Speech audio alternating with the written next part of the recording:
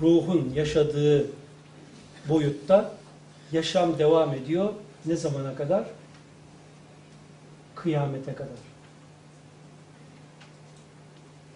Kıyameti istediğiniz gibi anlamakta serbestsiniz. Sizin bileceğiniz iş. Sen nasıl anlıyorsun dersen, bunun cevabını vereyim. Siz gene dilediğiniz gibi inanmakta ve düşünmekte serbest kalın. Kıyamet koptuğunda 70 bin melek cehennemi sürükler, getirir, cehennem dünyayı kuşatır diyor Hazreti Muhammed.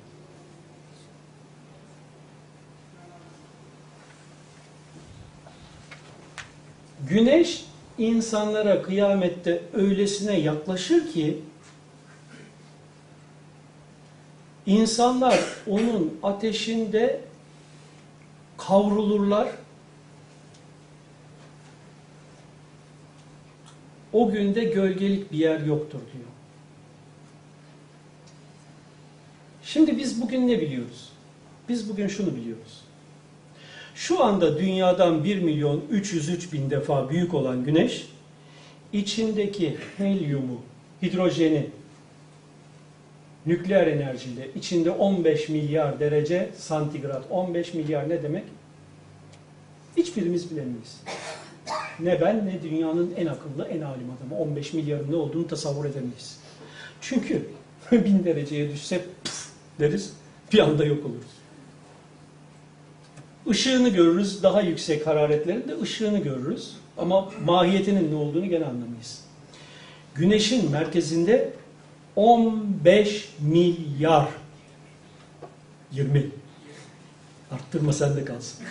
20 milyar arkadaş bu işi çok iyi bilen biri. 20 milyar derece hararet var Güneş'in merkezinde. Bu termonükleer enerji hidrojen gazını yakarak helyuma dönüştürüyor. Bu helyuma dönüşmenin neticesinde Güneş'in hacmi büyümeye devam ediyor. Bu büyüme belli bir süre sonra öylesine büyüme şeklini alacak ki çevresindeki Merkür'ü içine alacak. Merkür halkasına kadar büyüyecek. Merkür'ü içine alacak ve Merkür Güneş'in içinde eriyip yok olup gidecek. Büyüme devam edecek.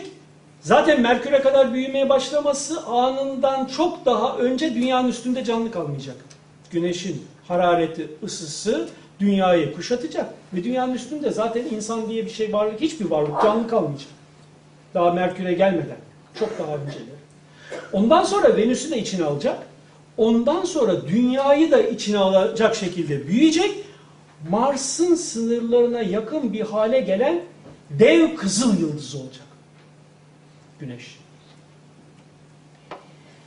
Şu anda dünya üzerinde var olan bütün insanların ruhları insan beyninden var olduğu için insan bedeninin dünyanın manyetik çekim alanına tabi ayrılamaması, kalması gibi gene de dünyanın Von Allen kuşağı diye bahsedilen manyetik çekim alanının içinde yaşamlarına devam ederler.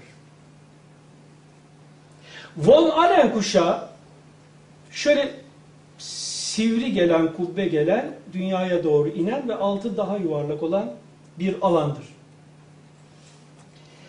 Bundan 1000 küsur sene evvel yazılmış bir Evliyaullah'ın kitabında kabir alemini anlatırken berzah alemi dünyayı kuşatan bir kubbe şeklindedir. O kubbenin üst kısmında veliler, onun üstünde Resuller, Nebiler, onun alt kısmında da halk yaşar der. Yani dünyanın manyetik çekim alanında en yakın bölgede genel insanlar ve dünyanın çekim alanının azaldığı uç noktalarda da diğerleri yaşar diye 1000 küsur yıl evvel birisi yazmış. Biz bugün Von Allen kuşağını biliyoruz. Dünya üstünde var olan her şey dünyanın manyetik alanına tabi olduğu için insanda, ruhlarda dünyanın manyetik çekim alanının içinde yaşarlar. Ne zaman ki Güneş dünyayı etkileyip dünyanın manyetik alanını ortadan kaldırır, bu defa bütün insan ruhları, insanlar, gelmiş geçmiş ne kadar insan varsa hepsi güneşin alanı içinde yaşamaya başlar. İşte mahşer diye dini tabirle anlatılan evre, bütün insanlığın bu yaşam ortamı şartları diye tarif edilen alandır bendenize göre. İstediğiniz gibi düşünmek size ait. Kur'an'daki ayet der ki, cehennem bütün insanların güzergahı üzerindedir. Yani ister Resul olsun, ister Nebi olsun, ister Veli olsun, herkes o boyuttan, o ortamdan geçecektir. Çünkü zaten o girişin içindeki o alana girildi. Bu belli bir süreç. Bu süreçte herkes dünyadayken ruhuna elde ettiği enerjiye, kuvvete, nura göre oradan geçecektir. O boyutta yaşayan çeşitli canlılar var. Biraz evvel dedim ki evrenin her zerresinde yaşayan canlı şuurlu varlıklar var. Dünyada biz insanlar var, bizim göremediğimiz sayısız varlıklar var olduğu gibi güneşin içinde de yaşayan o ortamın canlı varlıkları var. Biz bunları algılayamıyoruz. Biz daha güneşi de algılayamıyoruz. Farklı bir boyutta yaşamakta olan oradaki varlıkları da anlayamıyoruz. Oradaki varlıklara Kur'an zebani diye işaret ediyor. Zebani kelimesiyle işaret ediyor. Zebani kelimesinin anlamı zebun eden demektir.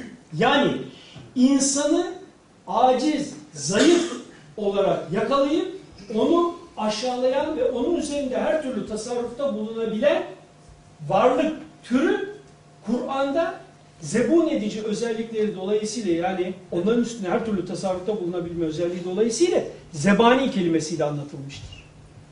Ne tür bir varlık? Bilemiyoruz. O konuda da çeşitli misaller, işaretler verilmiş. Herkesin kendine kalmış. Ondan sonra dünyadayken kendi varlığındaki ilahi kuvveleri keşfedip belli ibadet denen o çalışmalarla beynini geliştirmiş, beynindeki o ilahi isimlerin manalarını açığa çıkarmış olan insanlar, bunları ruhlarına yüklemiş oldukları ve ruhlarında o güç olduğu için o ortamdan yanmadan, ruhları o ortamın radyasyonundan zarar görmeden oradan geçecekler. O aşamadan geçecekler. O aşamadan geçtikten sonra güneşin radyasyon alanından çıkacaklar ve o yaşadıkları boyutta kendindeki bütün ilahi kuvvelerle her istediklerini yapabilip gerçekleştirebilecekleri bir boyutta yaşamaya başlayacaklar. İşte bu da cennet diye tanımlanmış, tarif edilmiş. Yani insanın kendindeki ilahi güçleri ve kuvveleri keşfedip açığa çıkarması suretiyle içinde yaşayacağı boyut. Bu da çeşitli misallerle, temsillerle anlatılmış. O boyutta şöyle yaşanır, böyle yaşanır diye. Yani böyle bir Hz. Muhammed'in açıkladığına ve bunun Hz. Muhammed'in açıkladıklarından benim anladığıma göre kimseyi bağlamaz. Böyle bir ebedi gelecek bütün insanlığı bekliyor. İnsan asla yok olmaz. Çünkü basit kanun, var olan hiçbir şey yok olmaz. Eğer var olmuşsan sonsuza dek yaşayacaksın ebedi olarak. Öyleyse böyle bir geleceği bilerek en azından bu konuyu ciddi olarak bir daha sorgulayalım, düşünelim. Ebedi hayatımızı riske atmayalım. Sonradan pişmanlık fayda etmez. Sistemde mazerete yer yoktur. Beni falanca kandırmıştı, filanca yanlış bilgi vermişti, fişmekanca şöyle demişti de ben ona inandım. Bunların hiçbiri yarın fayda etmeyecektir. Kendi aklınız ve kendi ilminizde kendi yolunuzu kendiniz çiziniz. Hz. Muhammed'e birebir muhatapsınız. Aranızda kimse yok. Allah özünüzde, Allah'la aranıza kimse giremez. Konu sizin konunuz. Huzur, afiyet, sağlık dolu günler dilerim. Hepinize teşekkür ederim. Bana zaman ayırıp dinlemek lütfunda bulunduğunuz için.